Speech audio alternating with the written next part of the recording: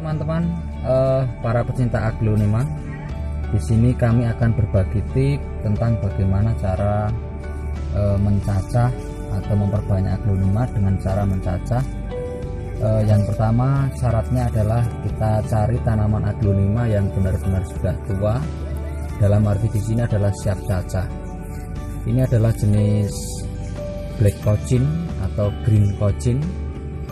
Kalau kita lihat tanaman ini sudah tua, dalam arti di sini sudah tumbuh tunasnya.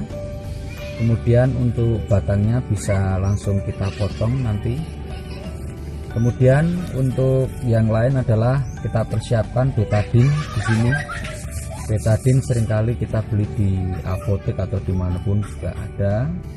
Kemudian yang kedua adalah antrakol. Antrakol adalah satu jenis fungisida untuk menghambat pertumbuhan jamur parasit pada tanaman.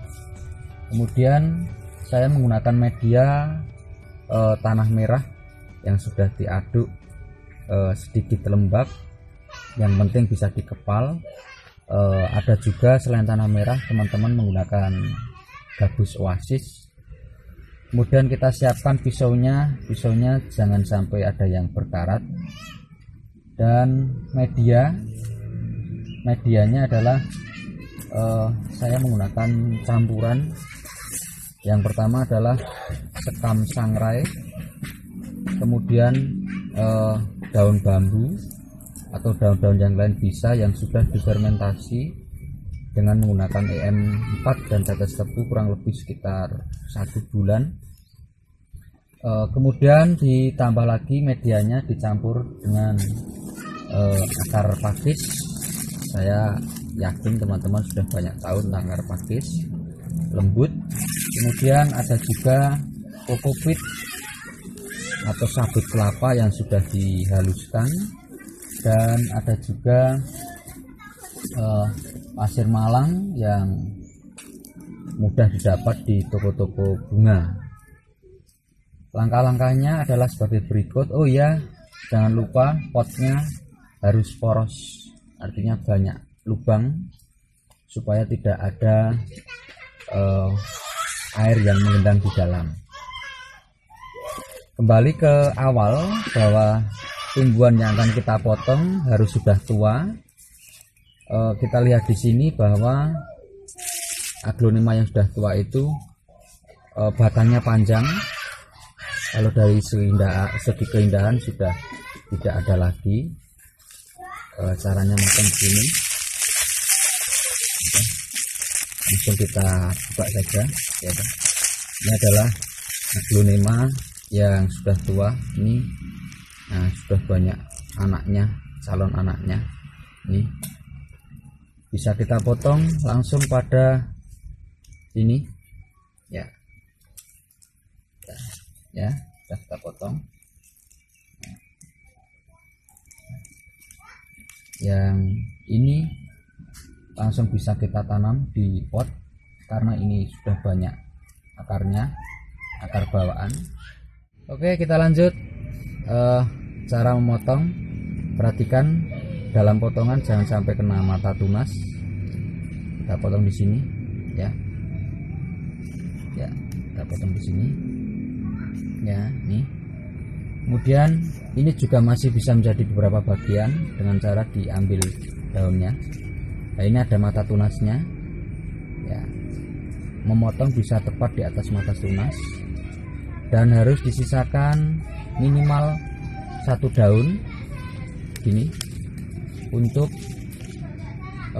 cadangan makanan selama akar belum tumbuh. Ini masih bisa dipotong beberapa ruas. Ini dipotong beberapa ruas lagi ya, kita jadikan 2 ruas saja ya. Jangan terlalu ke ujung. Ini bisa diambil salah satu aja daunnya, ini juga bisa ya, supaya nanti mudah dalam memberikan tanahnya. Setelah itu kemudian kita olesi dengan betadine untuk menghindari lonyot. Nah, ini bisa ditulis betadin ya, ini ya, bisa ditulis betadin. Kemudian juga bisa diolesi dengan menggunakan antrakol agar tidak tumbuh jamur. Nah, ini kita diamkan beberapa saat supaya sampai mengering, atau antrakol dulu juga nggak apa-apa. Nah, baru dikasih betadin ini.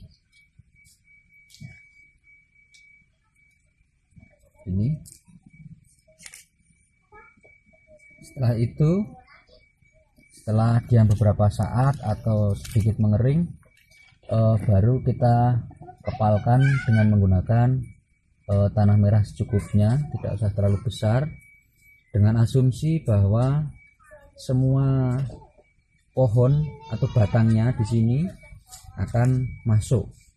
Nah, ini ya, diusahakan bagian yang atas itu tetap ada ya.